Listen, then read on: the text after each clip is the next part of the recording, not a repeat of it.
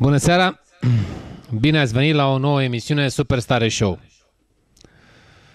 Avem un titlu deosebit. Octombrie Roșu, zis Boxescu. La început eram foarte activi. Dom'le, aveam un suflu, uite cam așa. Și munceam. Și munceam. Iar acum suntem cam așa.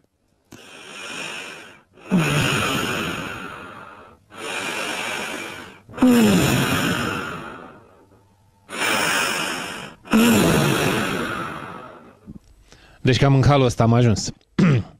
Nu credeam să ajungem vreodată pe marginea prăpastiei, dar, din nefericire, vă anunț că suntem. Cine nu simte acest lucru?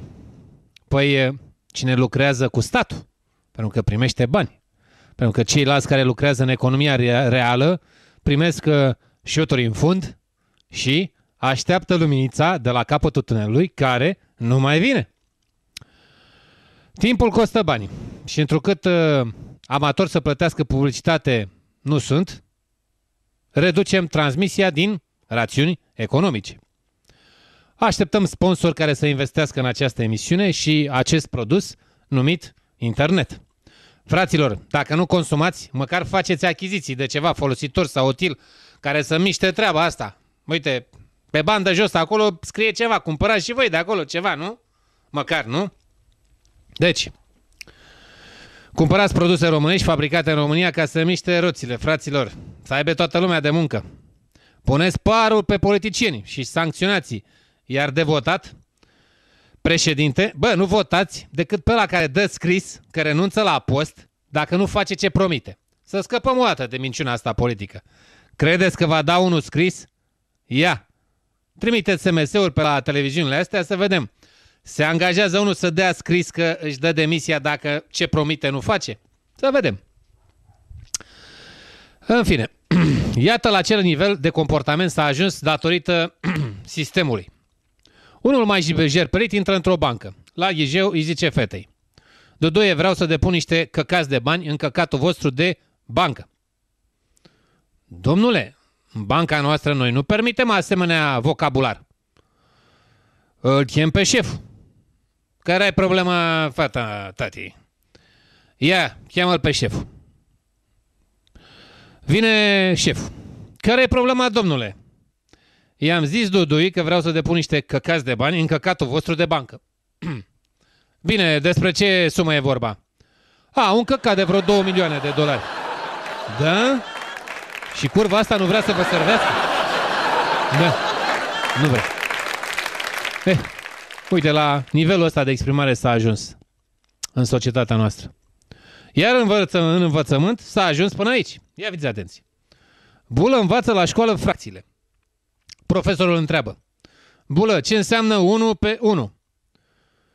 Chiar vreți să vă zic? Da, Bulă, zi. Homo. Auzi la el, homo. Halal educație, nu? Și iată cum ne spălăm păcatele la biserică în contextul acestor zile. Un popă, după ce a văzut ce poate un PC, adică personal computer, în traducere, s-a gândit să-și ușureze munca, așa că și-a adunat enoriașii. Băieți, trebuie să strângem bani pentru un PC.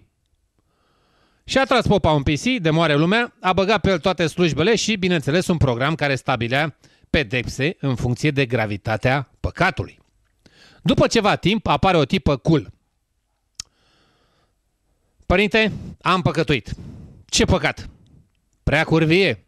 Când? Acum 5 zile. Butonează popa, bagă păcatul dată și spune tipei: grav, 25 de mătănii, 25 de rugăciuni. După 2 zile, iar apare tipa, iar: părinte, iar am comis păcatul. Când? Acum 2 zile. Bagă popa pe computer acolo, pac, zice 50 de mătănii, 50 de rugăciuni. A doua zi vine tipa, iar: părinte, iar am comis-o. Când? Acum 2 ore. Acum 2 ore? Da. Știi ceva, fata tati? Du-te Și, bine, după ce băgă tare în computer acolo, i-a ieșit cu virgulă și i-a zis, și ceva, fata tati, du-te și mai ia o muie, că mi-a dat cu virgulă. Auzi o limbaj de miserie. Cu moda asta modernă, da. Unde am ajuns. Și iată acum cum văd ciobanii aderarea la UE, care sunt, mă rog, fără niște ani de democrație în spate și cultură, e greu să te exprimi mai mult decât becalizând, nu? Ia să vedem. Vine într-o zi unul de la OPC la un cioban. Auzi, OPC-ul la cioban. Și îi spune, după ce ia niște brânză, da, să vadă cum se face brânza. Bă, e cam bună, e cam rea, nu știu, dar ia să vedem. Cel de la OPC, cunoscându-se cu ciobanul, dat fiind și foarte finuț, mă scuzați că avem ceva aici de interpretat. Așa. Ne-a întrerupt emisia, ceva care a vrut să intre pe fir, da? Și, în fine, îi spune ciobanul, măi ciobane, când mai faci brânza, spală-te înainte pe mâini, că tu poate mai pui mâna pe penis, știi? Și nu e igienic așa. La care ciobanul zice, ce e la penis, domne? Cel de la OPC, cum era el mai finuț și nu-i plăcea să vorbească urât, neștiind cum altfel să explice ciobanului, ce e la penis, își dă pantalonii jos și boxerii, mă rog, avea boxerul ăsta, și arătă penisul. A doua zi, ciobanul a păscut cu oile, se întâlnește cu alt cioban pe nume Vasile. Bă, Vasile, tu și el au un penis? Nu știu, bă, ce? Păi mă, Vasile, e tot o pulă ca a noastră, numai că e cu vreo 2 cm mai mică. Auzi tu limbaj. Auzi tu limbaj.